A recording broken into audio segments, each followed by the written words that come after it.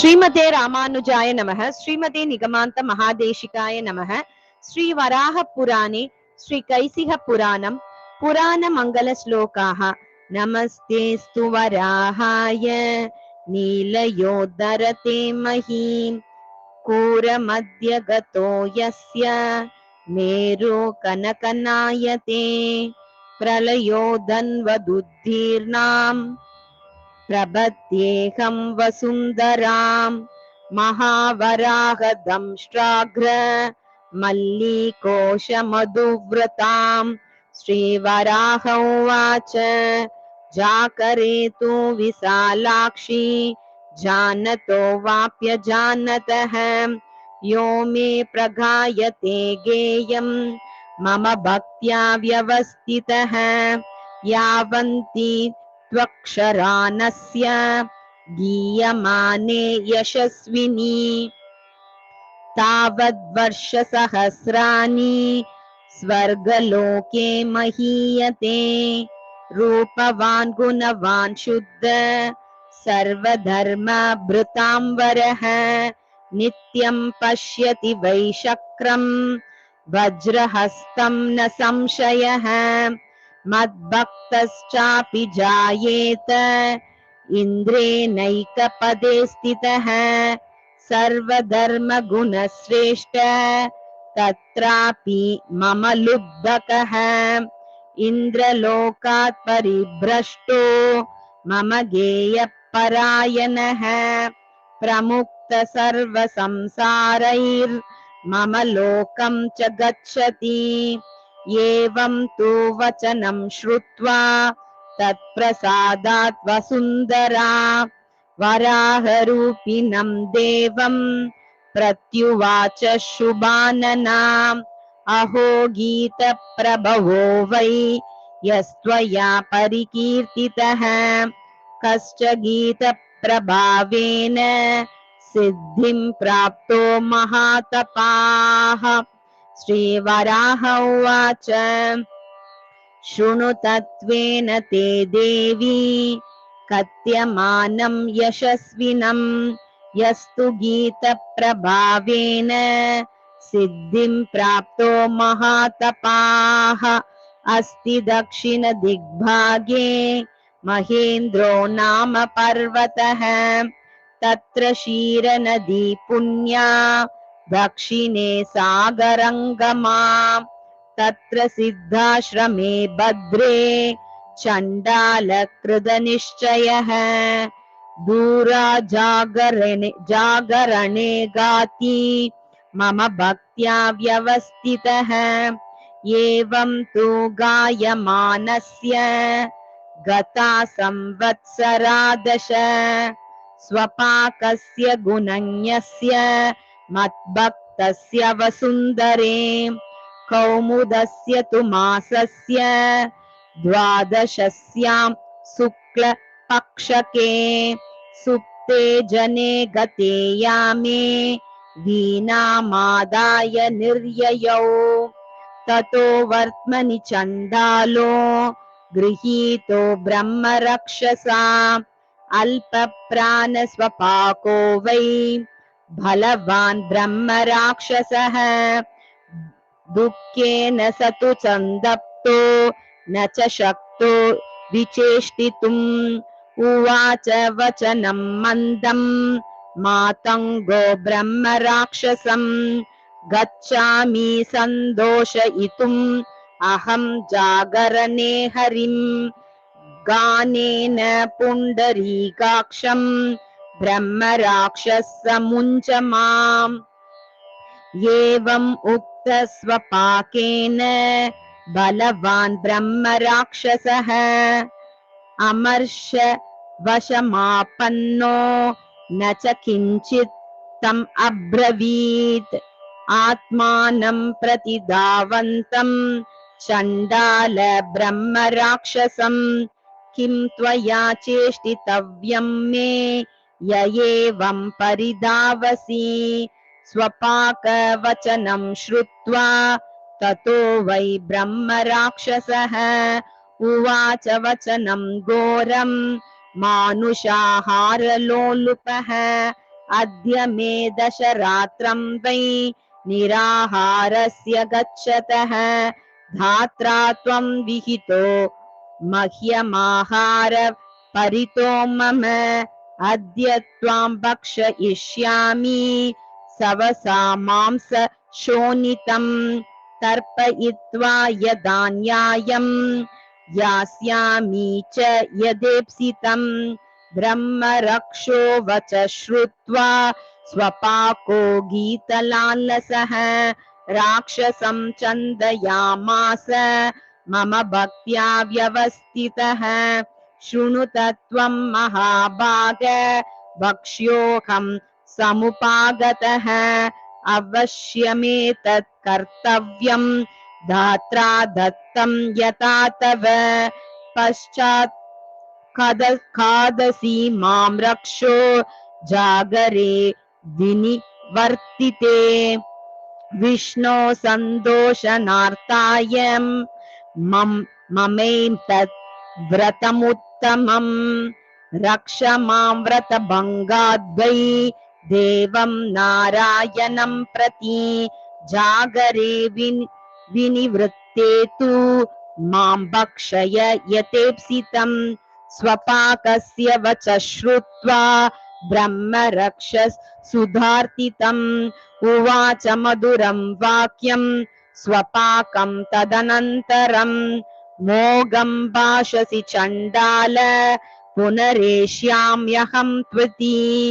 को हि रक्षो मुखात् भ्रष्टस्तन्मुखायाभिवर्तते बहवः सन्ति पन्तानो देशाश्च बहवस्तथा आत्मदेशं परित्यज्य परेषां गन्तुम् इच्छसि स्वशरीर विनाशाय न चागच्छति कश्चन रक्षसो मुखविभ्रष्ट पुनरागन्तुम् इच्छसि राक्षसस्य वच श्रुत्वा चण्डालो धर्म संश्रितम् उवाच मधुरं वाक्यं राक्षसं पिशिताशनं यद्यप्यहं इहि चण्डाल पूर्वकर्म विदूषितः प्राप्तोऽहं मानुषं भावं विदितेनान्तरात्मना शृणु तत्समयं रक्षो येनागच्छाम्यहं पुनः दुराजागरणं कृत्वा लोकनाथस्य तृप्तये सत्यमूलं जगत् सर्वं लोकः सत्ये प्रतिष्ठितः नाहं मिथ्या प्रवक्ष्यामि सत्यमेव वदाम्यहम् अद्य मे समयस्तत्र ब्रह्मराक्षसतं शृणु शपामि सत्येन गतो यद्यहं नागमे पुनः यो गच्छेत् परदारांश्च कामम् ऊह प्रपीडितः तस्य पापेन लिप्येयं यद्यहं नागमे पुनः पाकभेदं तु यः कुर्यात् आत्मनश्चोपभुञ्जतः तस्य पापेन लिप्येयं यद्यहं नागमे पुनः दत्त्वा वै भूमिदानं तु पुनराचिन्दतीह तस्य पापेन लिप्येयं यद्यहं नागमे पुनः स्त्रियं भुक्त्वा रूपवतीं पुनर्यस्तां विनिन्दति तस्य पापेन लिप्येयं यद्यहं नागमे पुनः यो मावास्यां विशालाक्षी श्राद्धं कृत्वा स्त्रियं व्रजेत् तस्य पापेन लिप्येयं यद्यहं नागमे पुनः भुक्त्वा परस्य चान्नानि यस्तं निन्दति निर्घृणः तस्य पापेन लिप्येयं यद्यहं नागमे पुनः यस्तु कन्यां ददामीति पुनस्तां न प्रयच्छति तस्य पापेन लिप्येयं यद्यहं नागमे पुनः षष्ट्यष्टम्योरमावास्या चतुर्दश्योऽष्टनित्यशः अश्नातानां गतिं गच्छे यद्यहं नागमे पुनः दास्याम् इति प्रदिश्रुत्य न च यस्तत् प्रयच्छति गतिं तस्य प्रपद्ये वै यद्यहं नागमे पुनः मित्रभार्यां तु यो गच्छेत् कामभानवशानुगः तस्य पापेन लिप्येयं यद्यहं नागमे पुनः गुरुपत्नीं राजपत्नीं ये तु गच्छन्ति मोहिताः तेषां गतिं प्रपद्ये वै यद्यहं नागमे पुनः यो वै दारद्वयं कृत्वा एकस्यां प्रीतिमान् भवेत् गतिं तस्य प्रपद्ये वै यद्यहं नागमे पुनः अनन्यशरणां भार्यां यौवने यः परित्यजेत् तस्य पापेन लिप्येयं यद्यहं नागमे पुनः गोकुलस्य तृषातस्य जलार्थम् अभिधावतः विघ्नमाचरते यस्तु तत्पापं स्याद् नागमे ब्रह्मग्ने च शूरापे च चोरे भग्ने व्रते तथा या गतिर्विहिता सद्भिः तत्पापं स्यादनागमे वासुदेवं परित्यज्य येन्यं देवम् उपासते तेषां गतिं प्रपद्ये वै यद्यहं नागमे पुनः नारायणं मतान्यैस्तु देवैस्तुल्यं करोति यः तस्य पापेन लिप्येयं यद्यहं नागमे पुनः चण्डालवचनं श्रुत्वा परितुष्टस्तु राक्षसः उवाच मधुरं वाक्यं गच्छ शीघ्रं नमोऽस्तु ते राक्षसेन विनिर्मुक्तश्चण्डालकृतनिश्चयः पुनर्गायति मह्यं वै मम भक्त्या व्यवस्थितः अत प्रभाते विमले विनिवृत्ते तु जागरे नमो नारायणेत्युक्त्वा स्वपाक पुनरागतम् आगमत् गच्छतस्त्वरितं तस्य पुरुषः पुरतस्थितः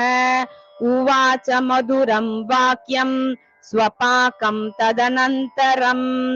कुतो गच्छसि चण्डाल द्रुतं गमन निश्चितं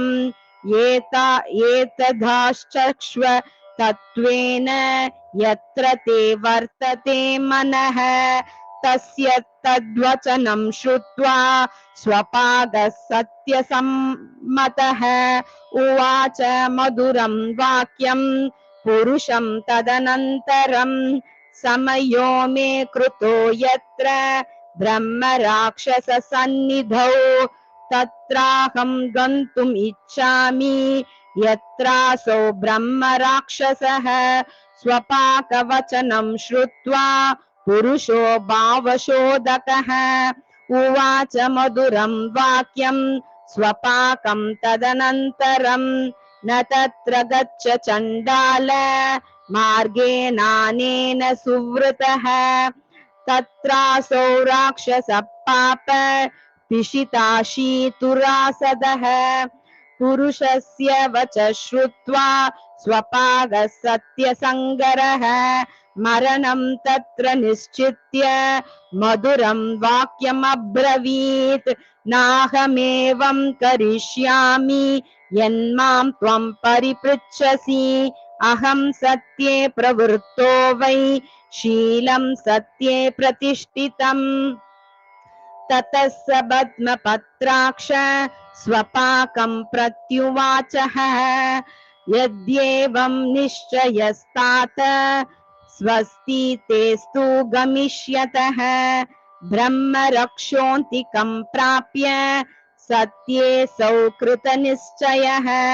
उवाच मधुरं वाक्यं राक्षसं पिशिताशनम् भवता स मनुज्ञातो घानं कृत्वा यतेप्सया विष्णवे लोकनाथाय मम पूर्णो मनोरथः एतानि मम चाङ्गानि भक्षयस्व यदेच्छया स्वपाकवचनं श्रुत्वा ब्रह्म राक्षसो भयानकम् उवाच मधुरं वाक्यं स्वपाकं संसितव्रतम् त्वमद्य रात्रौ चण्डाल विष्णोर्जागरणं प्रति फलं गीतस्य मे देहि जीवितं यदि चेचसि ब्रह्मरक्षो वच श्रुत्वा स्वपाकः पुनरब्रवीत् यत्त्वया भाषितं पूर्वं मया सत्यं च यत्कृतं भक्षयस्व यतेच्छं मां तद्यां गीतफलं न तु चण्डालस्य वच श्रुत्वा हेतुयुक्तमनन्तरम् उवाच मधुरं वाक्यं चण्डालं ब्रह्म राक्षसः अतवार्धं तु मे देहि पुण्यं गीतस्य यत्फलं ततो मोक्ष्यामि कल्याण भक्षादस्माद् विभीषणात् ब्रह्मरक्षो वच श्रुत्वा स्वपाकः संशितव्रतः वाणीं सलक्षणं समाधाय ब्रह्म राक्षसम् अब्रवीत् भक्षयाम् इति संश्रुत्य गीतमन्यत् किम् उच्चसि स्वपाकस्य वच श्रुत्वा ब्रह्म रक्षो भयावहम् उवाच मधुरं वाक्यं स्वपाकं संशितव्रतम् एकयामस्य मे देहि पुण्यं गीतस्य यत्फलं ततो यास्यसि कल्याण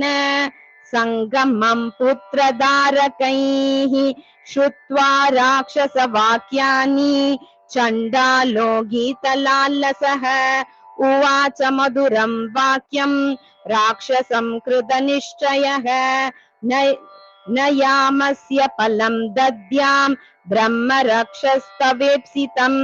पिबस्व शोणितं मह्यं यत्त्वया पूर्वभाषितं स्वपाकस्य वच श्रुत्वा राक्षसपिशिताशनः सत्यवन्तं गुणज्ञं च चण्डालम् इदम् अब्रवीत् एकं गीतस्य मे देहि